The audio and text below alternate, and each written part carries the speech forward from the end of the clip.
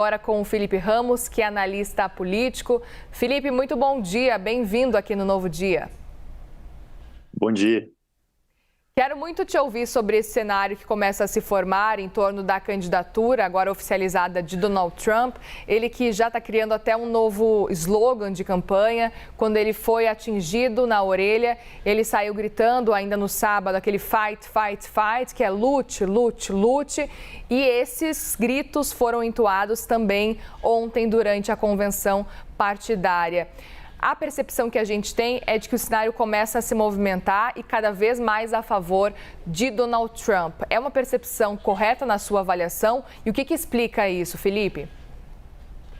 Sim, bastante correto. Na verdade, vem aumentando a probabilidade de uma tendência, né, de vitória do Trump, o que já vinha antes mesmo desse acontecimento, né? E antes mesmo, inclusive, da performance ruim do Biden, né, no debate frente a frente com o Trump. As pesquisas de opinião há bastante tempo têm dado uma margem de 5, 3, 7 pontos, dependendo da pesquisa, em relação ao Biden, né? Então, portanto, essa já vinha se colocando como uma dificuldade do Biden de recuperar a vantagem frente ao Trump. Mas com os últimos acontecimentos, tanto o debate quanto ele sobrevivendo a essa tentativa de assassinato, tudo isso coloca, primeiro, o noticiário favorável ao Trump, desfavorável ao Biden, e o movimento social que se cria ao redor da candidatura Trump é muito forte. Você assiste imagens da conferência republicana e vê uma participação, né, muito grande, muita gente feliz, contente, participativa, empolgada, enquanto que do outro lado você tem as pessoas solicitando ao Biden que desista da campanha, né? Então o contraste não poderia ser mais gritante nesse momento. Na sua percepção e pela sua experiência, a gente tem aí 4, 5 meses até as eleições de novembro, de 5 de novembro nos Estados Unidos. Vai dar tempo para o que aconteceu no último sábado para diminuir um pouco dessa comoção toda em torno de Donald Trump? Ou, na sua avaliação, não, a tendência é de que isso cresça? Bom, depende de como os democratas vão reagir, né? E principalmente sobre esse tema da substituição do candidato. É possível que uma mudança de candidato, se fala, por exemplo, o nome da Gretchen Whitmer, que é governadora de Michigan, se fala também do nome da Michelle Obama, que aparece nas pesquisas como o único nome que venceria, né, já nesse momento, pelas pesquisas de opinião, o Trump, mas também os nomes de governadores como Gavin Newsom, da Califórnia, que são nomes que não são ainda muito conhecidos nacionalmente, mas se fossem selecionados para substituir o Trump, poderiam reenergizar também a campanha democrata, que hoje é somente negativa, é somente o candidato tentando falar que tem condições de sobreviver a um próximo mandato, tem condições de falar bem, ele não consegue dar uma agenda positiva, não consegue empolgar os jovens, não consegue empolgar os trabalhadores braçais, né, do chamado meio americano, né, fora das grandes zonas urbanas das costas, costa leste e costa oeste. Portanto, é preciso fazer algo muito radical na campanha democrata e a tendência melhor para os democratas seria a substituição do nome nesse momento. Todas as pesquisas apontam isso, né? Seria roubar os holofotes do Trump, né, com uma novidade para a convenção democrata, com um nome novo e, de preferência, também algo muito diferente. Por exemplo, uma mulher, né, que poderia ser a primeira mulher presidente dos Estados Unidos, como a Gretchen Whitmer, governadora de Michigan.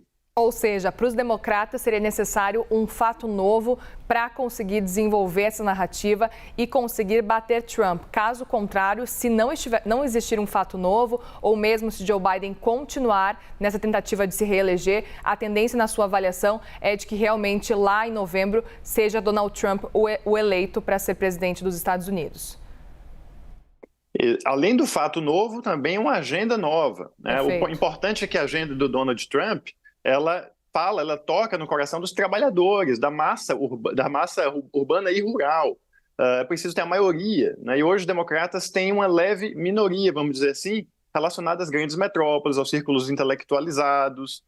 Os democratas viraram um partido das elites culturais, das elites endinheiradas, e os republicanos estão virando o partido da classe trabalhadora com uma agenda de direita. Portanto, para fazer frente a isso, é preciso que os democratas recuperem a condição de falar para a maioria. E isso precisa de uma nova agenda, de um novo discurso que saia dessa ênfase no identitarismo, na questão do aborto, e fale sobre emprego, renda, né, como melhorar a vida da maioria, imigração, que é um tema forte que o Biden não tem conseguido fazer frente, né, com a onda massiva de imigrantes que tem entrado no país. Esses são os temas que as pessoas querem que sejam falados nesse momento, e é isso que energiza a massa americana.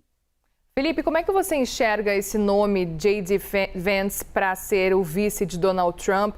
Ele que é conhecido por ter essa história, ele contou a história da família dele, um pouco da vida dele, num livro best-seller, depois que acabou sendo lançado num filme que concorreu ao Oscar também. E é uma história que fala sobre uma vida de trabalhadores, principalmente ali na região do meio oeste, e ele acabou se tornando muito popular. Mas o próprio Joe Biden já chamou ele de cópia de Donald Trump. Portanto, Trump, ele meio que continua o seu legado, continua com alguém muito parecido com ele para ser o seu vice. Não aproveitou a oportunidade para acenar, por exemplo, para eleitores pretos, que a gente sabe que precisam de uma sinalização, de um aceno, principalmente da parte de Donald Trump. Qual que é a sua avaliação nesse caso? Eu acho que foi mais um gol de Donald Trump, né? Se os democratas não fizerem nada, será um 7-1 lá nos Estados Unidos, né?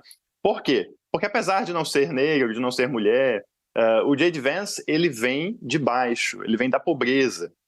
E ele é a encarnação do chamado American Dream, o sonho americano. Alguém que veio de baixo, que terminou em Yale, na Universidade de Direito de Yale, que é a mais famosa, mais importante e prestigiosa dos Estados Unidos, virou um grande influencer, teve sua história contada em filme.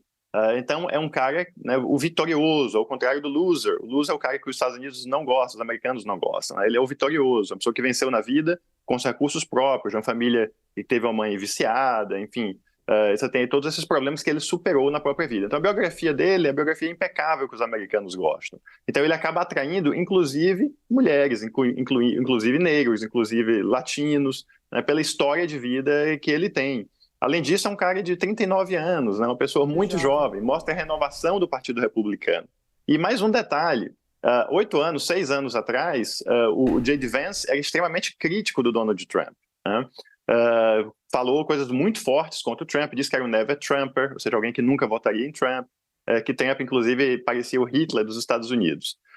E agora está como vice-presidente, o que demonstra uma grande abertura do Donald Trump a aceitar, né, a crítica e aceitar aqueles que foram críticos em um momento e passam para o lado dele, ou seja, ele não exige, vamos dizer assim, uma pureza, né, de pessoas que falaram somente bem dele o tempo inteiro. Isso vai ser muito bem colocado, porque as perguntas que a imprensa tem colocado por J.D. Vance é exatamente sobre esse passado, das falas passadas dele críticas ao Trump. E ele fala, olha, eu realmente era crítico, ele não nega, eu realmente era crítico, mas eu vi que Trump fez um ótimo governo e agora estou do lado dele. É uma fala maravilhosa que convence muitos eleitores. Sem dúvida. Bom, a gente conversou com o analista político Felipe Ramos. Muitíssimo obrigada, viu, Felipe, pela disponibilidade. A gente espera contar com você também em outras oportunidades.